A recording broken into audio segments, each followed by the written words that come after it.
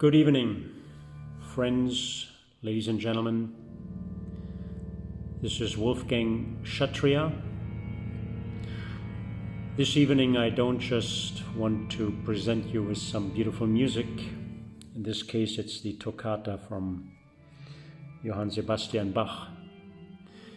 But I wish to share with you an inspirational message delivered by Paramahansa Yogananda,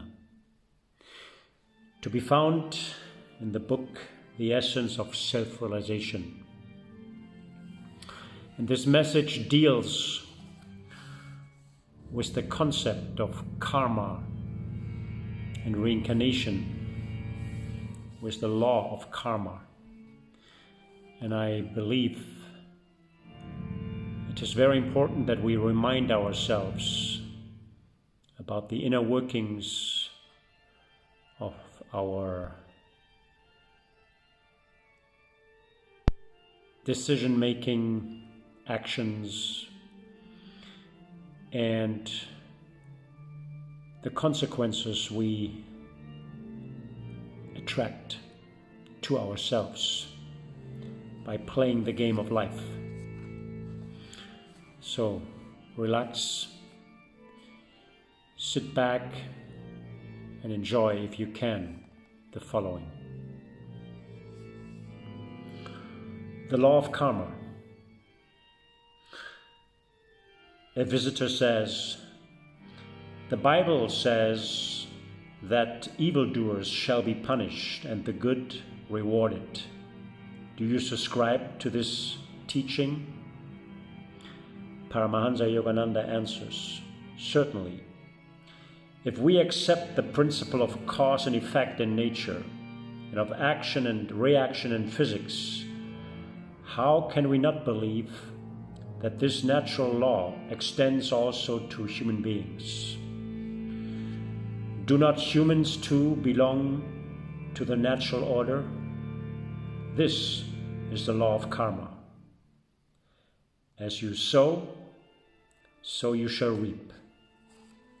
If you sow evil, you will reap evil in the form of suffering. And if you sow goodness, you will reap goodness in the form of inner joy." The visitor says, "How specific is that law?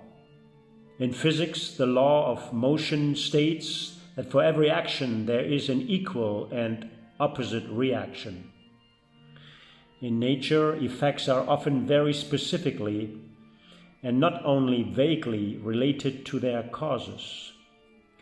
Yet we've been taught to view reward and punishment for human behavior in more general terms.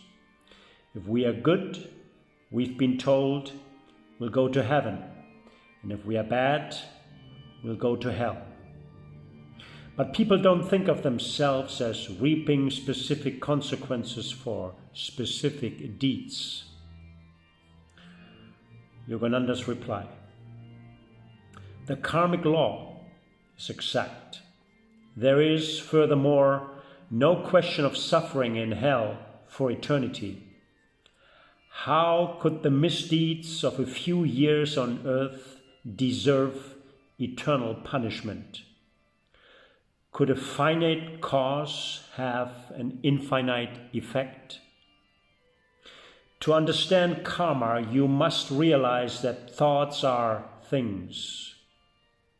The very universe, in the final analysis, is composed not of matter, but of consciousness. Matter responds far more than most people realize to the power of thought. For willpower directs energy, and energy in turn acts upon matter. Matter indeed is energy. The stronger the will, the greater the force of energy, and the greater consequently the energy's impact on material events. A strong will, especially if combined with awareness of the cosmic energy, can effect miracles. It can cure diseases and make a person well. It can ensure success in any undertaking. The very seasons are obedient to the man of strong willpower and of deep faith. Even unenlightened human beings shape their destinies more than they themselves realize, according to the way they use their power of will. For no action is ever an isolated event. Always it invites from the universe a reaction that corresponds exactly to the type and the force of energy behind the deed. Action originates in the will, which directs energy towards its desired end. This then is the definition of will, power. Desire plus energy directed towards fulfillment. Energy, like electricity, generates a magnetic field, and that magnetic field attracts to itself the consequences of action. The binding force between human action and cosmic reaction is the ego. The consciousness of ego ensures that a person's actions will have personal consequences for himself. These consequences may be delayed if the willpower engendering a thought or deed was not powerful enough to have immediate results, or if its thrust was thwarted by other conflicting energies. Sooner or later, however, every action, whether of body, of thought, or of desire, must reap its final reaction. It is like a circle completing itself.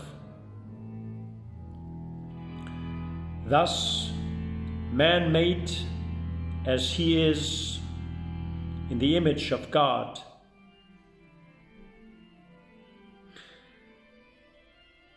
becomes in his turn a creator.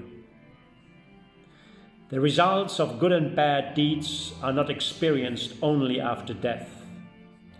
Heaven and hell are realities even here on earth, where people reap the painful consequences of their folly and the harmonious results of right action.